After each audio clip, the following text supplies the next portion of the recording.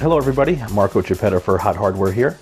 I'm about to start assembly of the Name Our Podcast contest system, which we're giving away to a forum member, FreeJet, for his winning submission. Just thought I'd document some of the steps of the build and show off some of the parts along the way. Here on my desk are most of the parts from our sponsors. We've got the Asus Blu-Ray optical drive, WD Caviar Black 2TB hard drive, WD Silicon Edge Blue SSD. Back there is an OCZ Z-Series 850 watt PSU. The Asus Xonar DX sound card going in the system, along with the EAH 6870 graphics card and CrossHair 4 Formula 890FX based motherboard. Down here is the Xigmatek Dark Knight CPU cooler.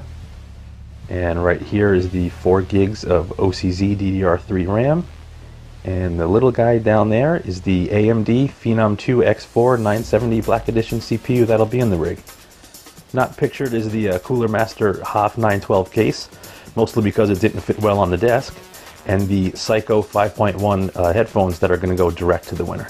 So there are lots of ways to assemble a system. I like to, take a systematic approach, open up all the parts, lay everything out neatly, make sure I'm organized.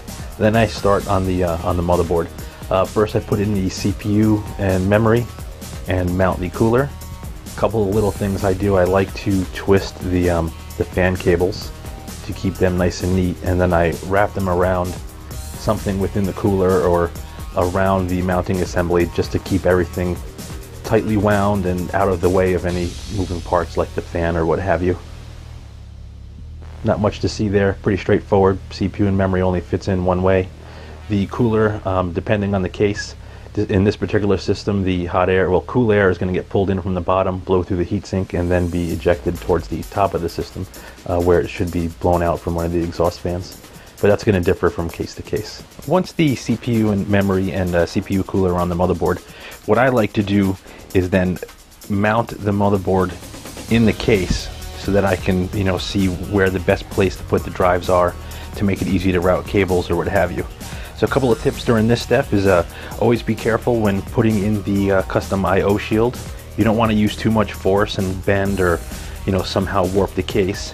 And when putting in the brass standoffs that actually hold the board to the motherboard tray, don't make them too tight. The brass is a really soft metal and it's easy to strip. So maybe a quarter to a half turn past hand tightened. And the same goes for the screws that are actually in the motherboard holding them to the brass standoffs. You don't want to go too tight and crack the board or strip the screw or the standoff and have to pull everything out.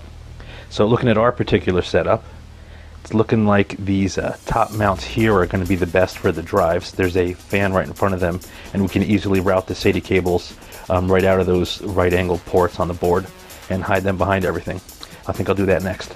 I'm pretty happy with how the first stage of cable management came out in this rig. At this point I have the drives mounted, the SSD on top, hard drive underneath, the Blu-ray drive mounted. You can see the data cable coming out of the back. They're all routed behind these drive bays, coming down to the openings in the motherboard tray. You see the 3 SATA cables in there. Also have a fan cable connected, the front panel connectors, and the front panel USB plugged in there. And there is one more fan plugged in on this side. Notice I have twisted the cable as tight as I could and tucked it underneath, so there's nothing really sticking out anywhere at this point. Here's a shot of what all those cables look like from the back.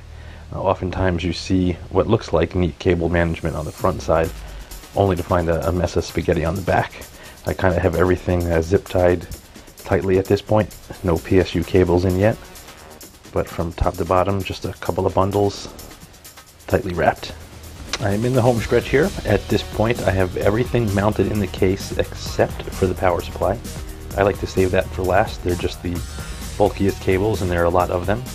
Have the Xonar in the bottom slot on the board. The 6850 is visible right there. Now both of these cards require power, so I'm going to have to find a nice neat place to route their power cables. Looks like I have a spot in the top drive bay where I can get the video card's power cables easily routed. And for the sound card, I can kind of put them right alongside the front panel connectors. Alright, so the system is fully assembled at this point. There you can see the ATX power supply cable running down the back. Graphics card is in place with its 2 power cables. Sound card has its power cable. Power supply is down at the bottom with the cables routed around the back. All of the unused cables I stuck in the unused 2.5-inch drive bay at the bottom. That was kind of handy, kept everything nice and neat. So from the front, things are looking good. I'm going to spin it around and show you the back. So here's where things get a little ugly. On the upper left, you can see all of the spare SATA power cables just kind of crammed up in the corner. You know, I'm using one connector off each cable, and routing them in different directions for the optical drive, hard drive, and SSD was a bit of a pain, but you'll never see that when the case is closed. The 8-pin motherboard connector is running along the right side. The heavy-duty ATX power cable right up the middle there, and everything is kind of snaked neatly and all zip tied every couple of inches to keep it tight and clean.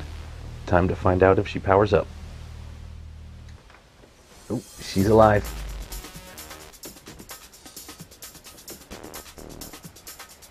Fans are spinning, lights are on, everything is looking good. Nice and quiet too. Very cool. Now that everything's built, we'll just give you a quick tour. Here's the back of the system. You can see the exhaust fan, the rear I/O, the outputs on the Radeon 6870, the outputs on the Xonar D2X sound card, and at the bottom is the OCZ power supply. And finally, here's the system from the front. There's the Asus Blu-ray drive, front panel connectors there, and the rest of the CoolerMaster HAF 912. Hope you enjoy the system, Pre-Jet. I think I did a decent job. I think you'll like it.